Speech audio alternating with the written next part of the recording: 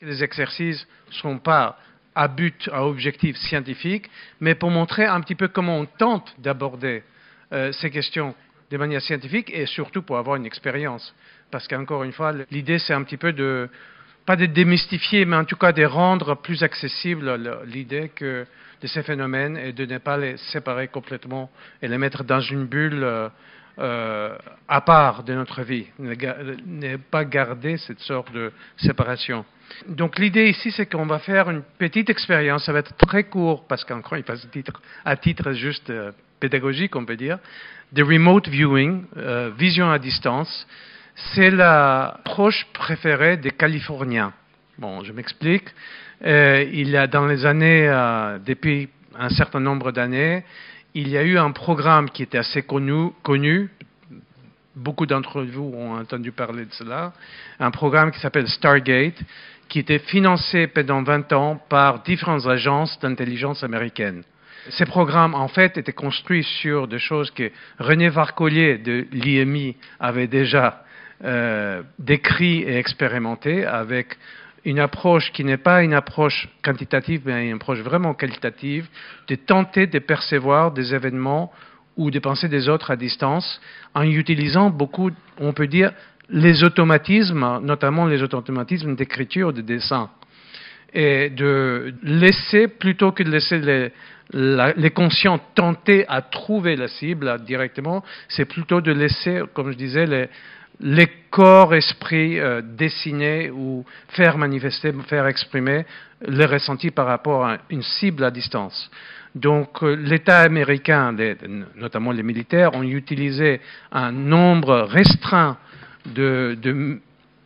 je veux dire médiums, mais ce n'est pas des médiums, c'était des militaires sélectionnés parmi des centaines de militaires. Ils ont sélectionné 6, 8 militaires qui ont devenu un petit peu les experts du programme, experts dans le sens qu'on revenait systématiquement vers ces militaires avec des missions. Donc il y avait deux types d'expériences. L'expérience plus de compréhension du phénomène, donc ça c'est comme toute recherche pure, on tente de voir quels sont les facteurs qui favorisent ou qui ne favorisent pas. Mais après, il y avait une partie une autre partie, la deuxième, qui était des applications. Et là, c'était carrément de l'espionnage, c'était tenter de trouver des informations par rapport aux Russes, parce que tout ça, ça émergeait pendant les conflits, la guerre froide. Donc, il y avait un programme en Russie, il y avait un programme aux États-Unis, et les deux, très amicalement, étaient en train de voir qui peut craquer, rentrer, trouver l'arme absolue, à distance évidemment, sans aucun risque pour celui qui est de notre côté. Les rapports sur ces questions ont sorti fin des années 90, donc ça a commencé à devenir public, et il y a encore d'autres rapports qui ont sorti toute cette année, là. Donc il y a 4 gros volumes avec la totalité des expériences qui étaient faites pendant 20 ans, financées par les intelligences américaines, donc les DIA, les CIA, les National Security Agency, plusieurs. Donc c'est assez époustouflant parce qu'on voit à la fois les aspects économiques, structurels, la mise en place des systèmes et les problèmes que ça provoquait chaque année aux rationnels, enfin aux personnes qui étaient là, qui disaient mais c'est pas possible, qui d'un côté voulaient supprimer ces programmes parce que c'était pas possible, et il y avait après les pratiques qui disaient mais oui, nous on avait quand même des résultats, et qui revenaient systématiquement année après année pour demander plus ces médiums militaires.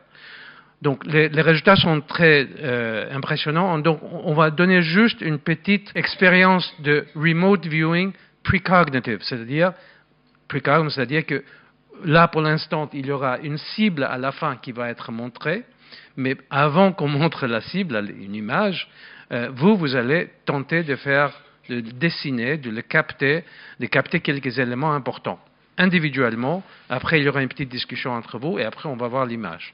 Donc, c'est complètement informel, hein, mais voilà. Et Lisa va nous conduire dans cette expérience. Donc, l'idée, c'est que vous pouvez sortir les petits carnets qu'on vous a donnés ou d'autres feuilles de papier que vous auriez. Et effectivement, comme l'a dit Mario, vous allez vous mettre dans la peau de ces agents, de ces militaires. Une image a été sélectionnée, on ne va pas vous la montrer évidemment, et l'idée c'est que vous puissiez, en vous concentrant un petit peu, je pense qu'il faudra qu'on ait un petit peu de silence quand même pour se mettre un peu dans des bonnes conditions, marquer sur votre feuille, soit avec des mots, soit en dessinant, soit avec des ressentis, ça peut être aussi des choses sensorielles, est-ce que c'est chaud, est-ce que c'est froid, est-ce que c'est dur, est-ce que c'est mou, vraiment laisser venir des impressions sans trop mentaliser la chose, sans trop intellectualiser la chose, ce qui vous vient spontanément quand vous vous concentrez sur cette fameuse image que vous ne voyez pas. On va faire ça pendant quelques minutes et ensuite vous pourrez partager, avant qu'on dévoile l'image, avec votre voisin ou avec le groupe autour de vous, ce qu'il en est ressorti pour vous. Ensuite, on vous montrera l'image et évidemment, s'il y en a qui ont l'impression que c'est extrêmement probant, éventuellement, on pourra montrer ce que vous avez dessiné. On ne pourra pas faire une revue de tout le monde ici, mais on verra s'il y a des choses qui sont particulièrement proches. Statistiquement, il y aura forcément des choses qui seront vraies, mais on verra en fonction du nombre d'éléments que vous avez vus juste.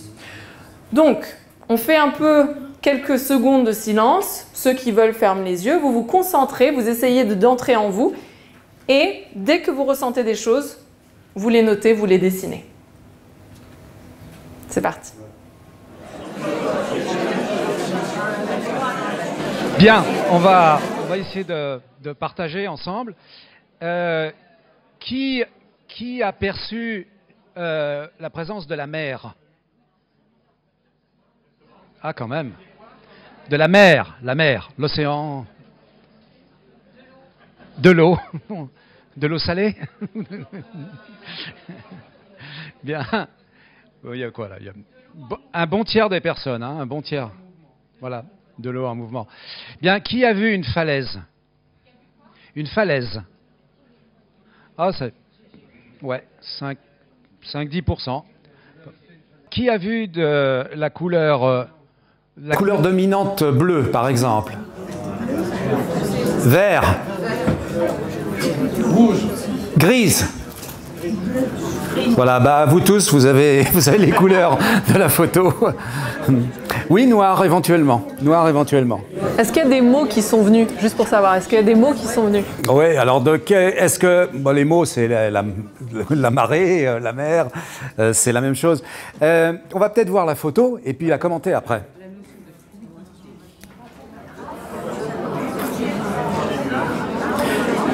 Qui avait vu un personnage? D'accord. Qui... La pente, là? Ouais, d'accord. Qui avait perçu un escalier? Personne? Personne n'a vu des marches? Si, 2, 3. Personne, d'accord. D'accord. Qui a entendu de la musique irlandaise? Personne? Non. Et oui, parce qu'on peut percevoir derrière l'image, on peut percevoir le concept qu'il y a derrière l'image. Hein, et donc l'Irlande, quelqu'un aurait pu voir le trèfle, vous voyez, ou des choses comme ça. Hein. Donc vous voyez bien la couleur dominante, le bleu, hein, bien évidemment, il n'y a pas tellement de vert.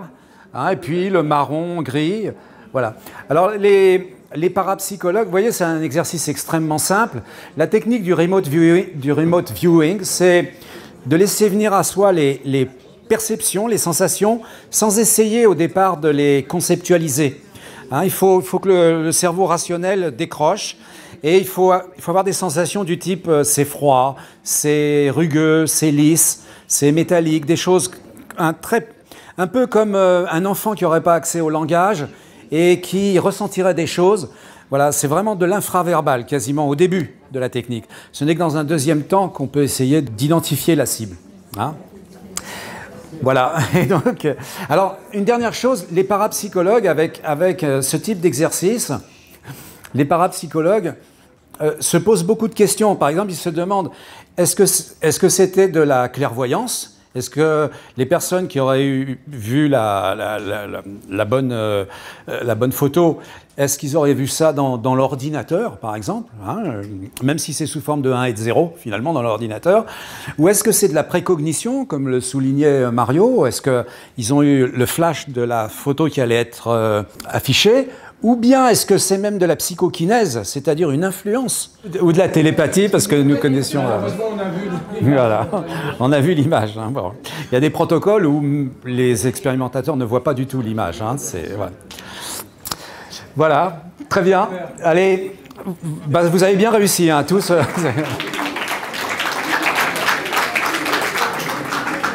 Alors, juste pour compléter un petit peu, là, si on le faisait ça pour de vrai, on peut dire que ça, c'est une sorte d'expérience de sélection, en quelque sorte. C'est-à-dire que si on faisait correctement cette expérience, on aurait pu utiliser ça comme une première présélection. C'est-à-dire qu'on dirait que, bien sûr, sur 100 personnes, il y aura forcément quelques-uns qui ont des images de mer, des rochers, peut-être même l'escalier, ainsi de suite. Que ça peut être purement du hasard, mais on dit, OK, admettons qu'il y a du hasard, mais peut-être il y a aussi certains cachés dedans qui vraiment ont vu quelque chose qui était au-delà de simplement un hasard. Donc, on les prend, on commence à étudier un petit peu plus avec eux, on commence à les faire passer 2-3 tests, et de cette manière-là, par une sorte de progression, de plus en plus, on sélectionne des personnes avec lesquelles on considère qu'on peut travailler plus en profondeur. Donc ça commence de manière très large et on voit si ça se maintient dans le temps. Parce que malheureusement, vu les ressources très très limitées de ces domaines de recherche, on est obligé de se focaliser rapidement sur ceux et celles qui montrent une certaine promesse. Donc, encore une fois, ça n'a pas de valeur scientifique du tout, même s'il y avait, admettons, 10 personnes dans la salle qui avaient une super image, on ne peut pas appeler ça une expérience scientifique. Par contre, ça serait le début peut-être d'un travail plus important avec ces personnes-là. Et comme disait François, il y a différentes manières, admettons qu'on a eu une vraie réussite là, remarquable, on n'est pas fini, c'est pas fini, on a démontré qu'il y a une corrélation entre ce qui se passe dans la tête et ce qui se passe là, mais après, il faut théoriser, il faut comprendre pourquoi et comment c'est passé. Et comme il disait, il y a plusieurs manières de l'interpréter. On avait vu l'image, peut-être vous avez puisé dans notre tête. Ça, c'était dans votre avenir. Peut-être vous avez vu ça, vous avez regardé un tout petit peu dans l'avenir, il y avait un écran blanc, et peut-être vous avez, en quelque sorte, dit « Qu'est-ce que je vais voir là, dans quelques secondes ?» Peut-être vous avez laissé simplement l'inconscient faire son travail tout seul. Peut-être c'est la clairvoyance, comme disait François, c'est-à-dire qu'on a directement une perception sans télépathie, sans précognition, de ce qui est dans l'ordinateur, sans qu'il y ait un émetteur, entre guillemets. Donc là, on rentre vraiment dans la question de comment marchent ces machins. Et ça, c'est la question difficile. Et c'était aussi une des raisons que ces phénomènes ne sont pas acceptés la plupart du temps scientifiquement. Il y a plein de raisons. Que, comme Paul lui a montré le matin, les résistances sont des vraies résistances. Et ce n'est pas simplement des résistances théoriques. Mais ça contribue aussi. Le fait qu'on ne peut pas proposer et dire, voilà la théorie. Là, maintenant, on peut le lier aux ondes électromagnétiques. Ou là, on peut le lier à quanta, ou là, on peut le lier à, je ne sais pas, la symétrie temporelle. Le fait qu'on n'a pas quelque chose qu'on peut proposer, dire, nous, les chercheurs, on peut mettre les doigts là-dessus, on sait maintenant comment ça marche, pas simplement au niveau empirique, mais au niveau théorique. Et on peut le lier à vos théories sur la symétrie temporelle, par exemple. Ça, c'est quelque chose qui manque encore, mais sur lequel on travaille beaucoup actuellement, d'autant plus que et en physique et dans d'autres domaines, il y a une ouverture tout simplement parce qu'on se rend compte de plus en plus que les choses sont encore plus bizarres que ce qu'on a pensé il y a 20-30 ans. Donc on commence, quand je dis on, le monde de science commence à s'ouvrir parce que, et ça c'est surtout drivé par la physique, notamment la physique des particules, la physique quantique, parce qu'ils constatent en toute modestie qu'eux-mêmes, ils ne comprennent pas tout à fait ce qui se passe à un niveau très très fondamental.